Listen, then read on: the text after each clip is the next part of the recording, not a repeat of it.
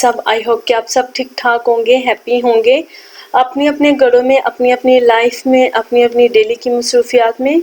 और मैं भी बिल्कुल ठीक ठाक हूँ अल्हम्दुलिल्लाह। और चलते हैं आज के व्लॉग की तरफ। तो यहाँ पे मैं बना रही थी अपने लिए नाश्ता। मैंने अपने लिए एग बनाए थे और साथ में मैंने ब्रेड की थी टोस्ट और साथ में बना रही थी कॉफ़ी। हस्बैंड को मैंने सेम सेम नाश्ता बना के दे दिया था। आज मैं काफ़ी दिन के बाद अंडा खा रही थी। गर्मियों में वैसे भी बहुत ज़्यादा अंडा खाने को दिल नहीं चाहता। तो अभी नाश्ता करके और करवा के तो हम लोग आए थे थोड़ा सा बाहर। मुझे थोड़ा सा बाहर काम था तो ये हम लोगों ने दोबारा कॉफ़ी ले ली है, लेकिन अभी टाइम चेंज हो गया है। तब वो 9 o'clock का टाइम था जब मैंने कॉफ़ी पी थी और ये तकरीबन 1 o'clock का टाइम है। और वैसे भी बाहर आए तो चाय तो मस्ट है यहाँ पे। तो यहाँ पे मैं आई थी इस वाले डिस्काउंट सेंटर पे। मुझे लेनी थी यहाँ से एक दो चीज़ें, क्योंकि यहाँ ये अल्कोबाइल सेंटर है, ये बहुत ही अच्छा है और यहाँ पे चीज़ें जो है वो काफ़ी अच्छे प्राइस में मिल जाती हैं। तो मैंने सोचा कि जाती हूँ तो देखती हूँ, एक दो चीज़ें लेनी थी। जैसा कि मेरे रोटियां बनाने वाली जो चिमटी है वो टूट गई थी और एक दो और चीज़ें लेनी थी। तो अभी वहाँ से चीज़ें लेके और रास्ते में हम लोग चले गए थे उसके बाद केयरफोर्ड से हम लोगों ने लिया लंच में पिज़्ज़ा। ये केयरफोर्ड का पिज़्ज़ा है और काफ़ी रीज़नेबल प्राइस में मिल जाता है और लंच के लिए काफ़ी अच्छा रह जाता है। तो पिज़्ज़ा खा के अभी हम लोग फारिग हुए हैं और अभी कुछ काम करूँगी।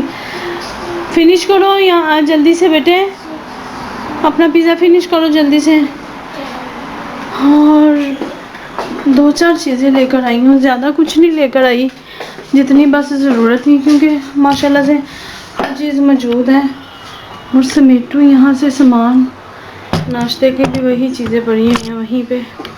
नाश्ता करके फ़ौरन निकल गए थे हम लोग। दिखाती हूँ आपको, सिर्फ दो चार चीज़ें लेकर आई हैं। न्यूट्रेला फिनिश हो गई थी लेकिन केयरफोर्ड में लगी नहीं हुई थी तो नहीं लाई। और ये हम समेटते हैं, आपको दिखाती हूँ क्या क्या लेकर आई हूँ। मैं लेकर आई हूँ ये एलुमिनियम। वीडियो बनानी होती है तो मेरे फ्लेम का एलुमिनियम बहुत गंदा हो जाता है। हफ्ते में 2 दफ़ा, कभी हफ्ते में 1 दफ़ा भी यूज़ कर लेती हूँ। तो ये मैं डायमंड का यूज़ करती हूँ। ये ऑफ़र में मिल जाते हैं, 210 के मिल जाते हैं, लेकिन आज नहीं थे ऑफ़र में तो मैं सिर्फ 8 ही ले आई। 8 dirham का मिला था।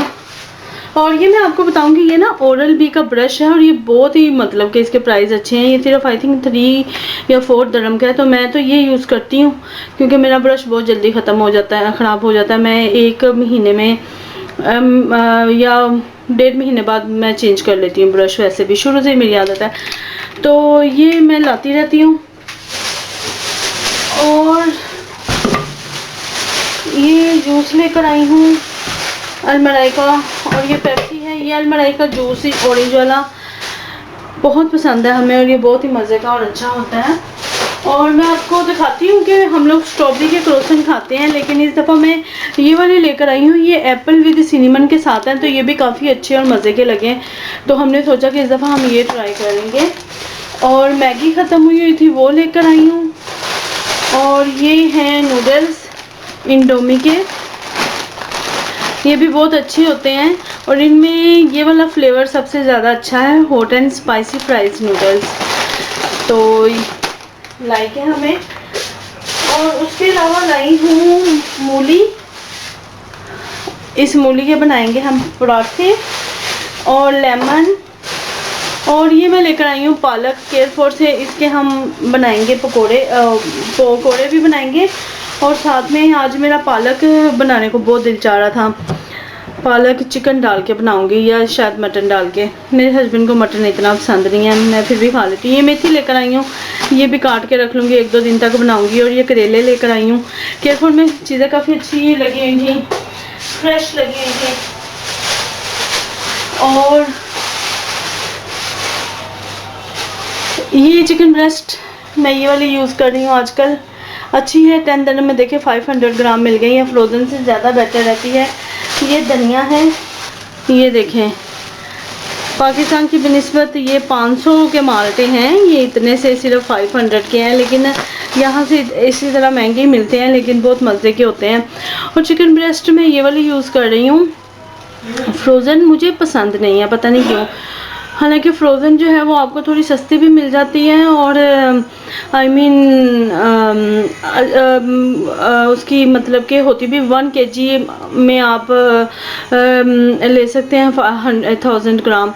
लेकिन मेरा दिल नहीं चाहता फ़्रोज़न यूज़ करने को। ये काफ़ी अच्छी रहती है, काफ़ी टेंडर है, फ्रेश है, तो ये मैं लेकर आई हूँ। तो अभी बस 2-4 चीज़ें लाई हूँ ज़रूरत की, तो अभी इसे संभालेंगे और आज बनाएंगे हम पालक मुर्गी।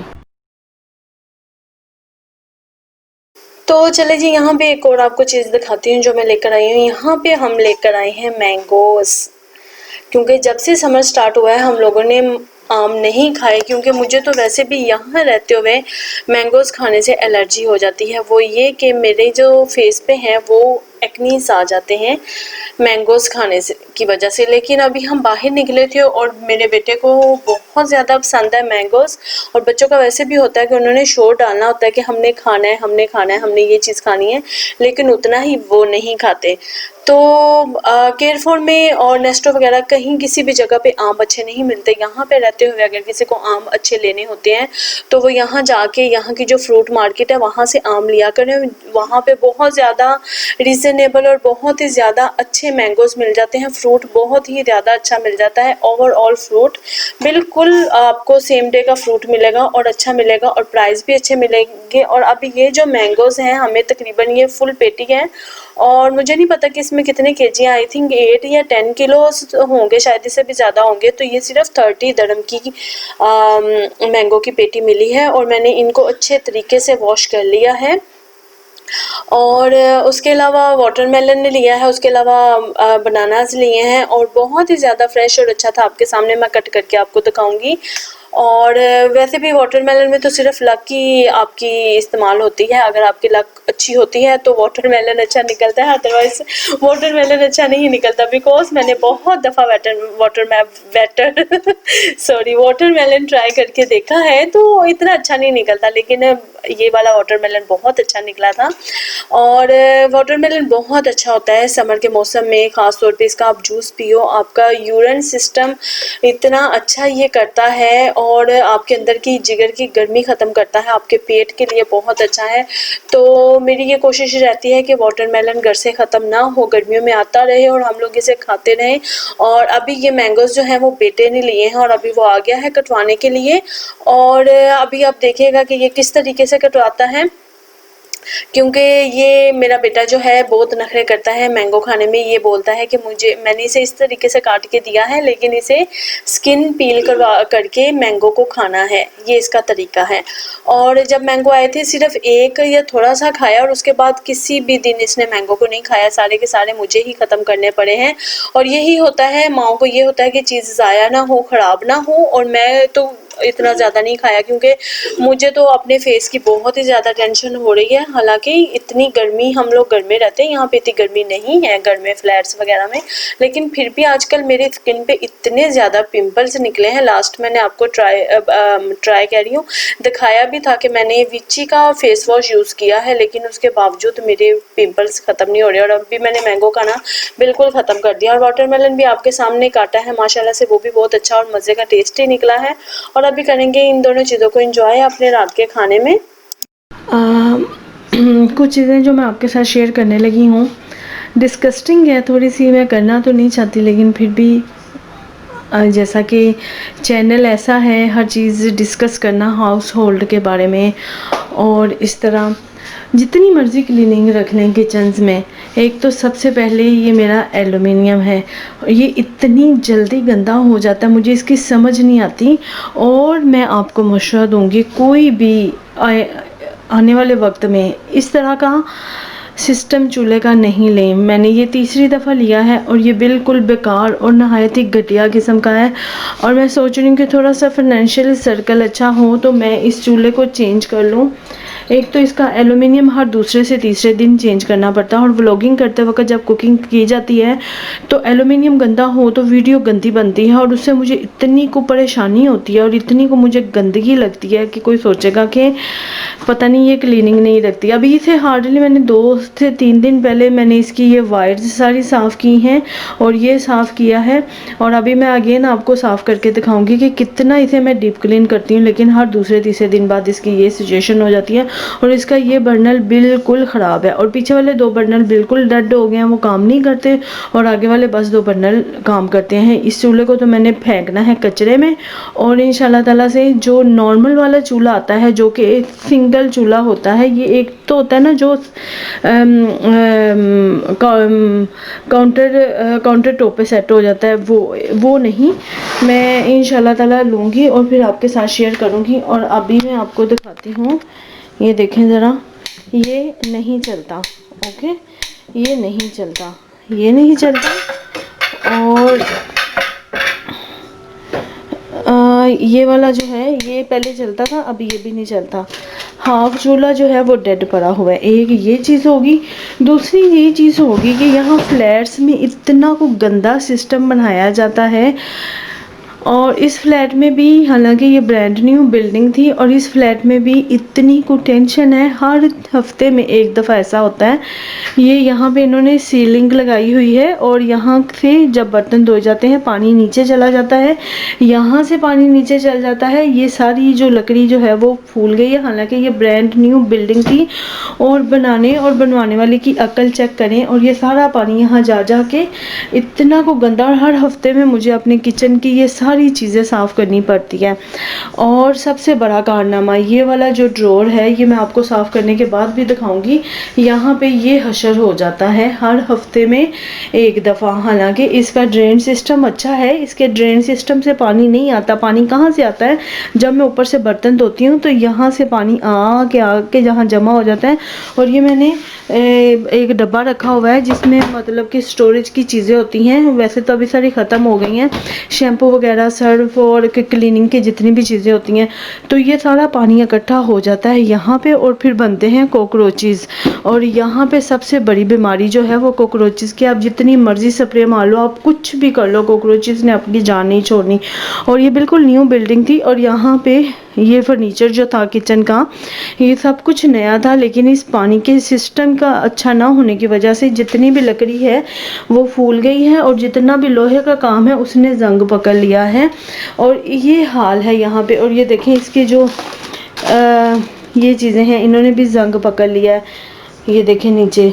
तो ये हाल है यहाँ पे फ्लैट्स में जो किचन्स हैं उनका।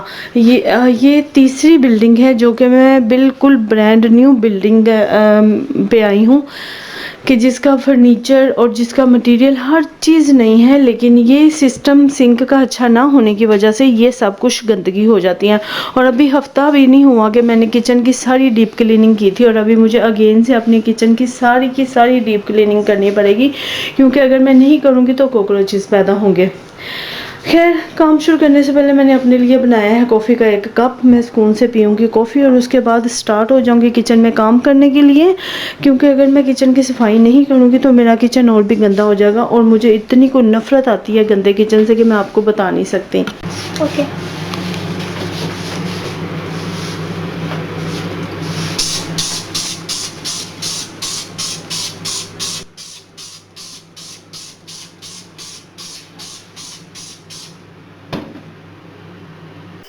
तो ये मैंने आपके साथ शेयर किया है। आई होप आपको बुरा नहीं लगा होगा। प्लीज़ अगर किसी को बुरा लगा है तो वो बुरा फील ना कीजिएगा, ये भी व्लॉगिंग का एक हिस्सा होता है। तो अभी इसकी करूँगी मैं क्लीनिंग अच्छे तरीके से, और इसे बिल्कुल साफ़ सुथरा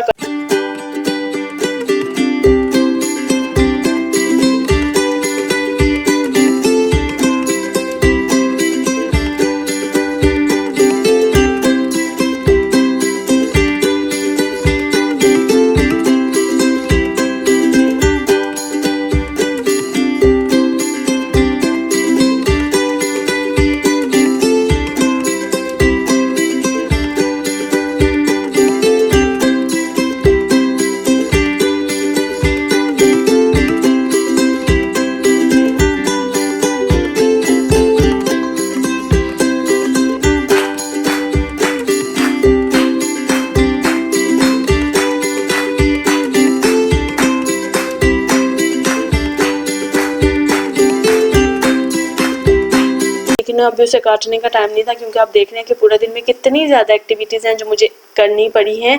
और साथ साथ मुझे ये था कि आज मैंने व्लॉग भी करना है, क्योंकि अगर मैं नहीं करूँ व्लॉग तो कितने कितने दिन मैं लापरवाही करती हूँ और लेज़ी हो जाती हूँ, दिल नहीं करता करने के लिए, क्योंकि अभी बेटा भी स्कूल नहीं जाता तो उसके साथ टाइम स्पेंड हो जाता है।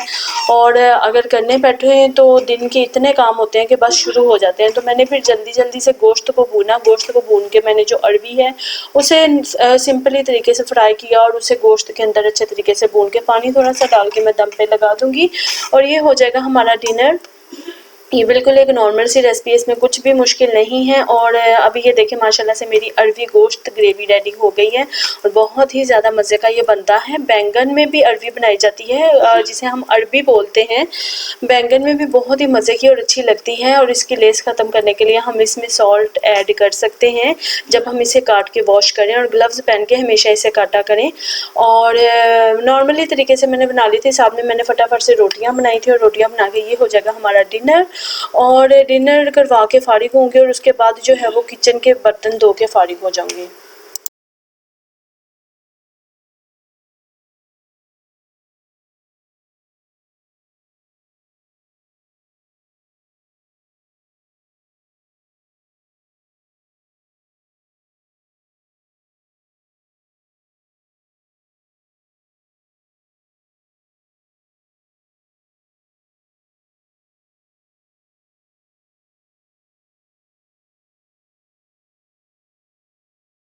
अच्छा, अभी मुझे आपसे एक मशवरा चाहिए था। वो मशवरा रोटियों के बारे में था, जो लेफ़्ट ओवर रोटियां हो जाती हैं, जो खाने की बच जाती हैं। ये मेरा किचन का दरवाज़ा है पीछे वाली साइड का। यहाँ पे मैंने एक हैंगिंग वॉल लगाई हुई है, जिसे हम लोग चीज़ें हैंग करते हैं। और यहाँ पे बच्चे की चिप्सें रख लेती हूँ या टिश्यू वगैरह, और पीछे कोई राइस या आटा वगैरह जो ज़्यादा होता है वो रख लेती हूँ। अच्छा, अभी इस पे मैं काफ़ी ज़्यादा चीज़ें हैंग कर लेती हूँ जो मुझे ज़रूरत की होती है। इसी में ये पोने हैं मेरे, जो हम कपड़ा यूज़ करते हैं रोटियों को कवर करने के लिए।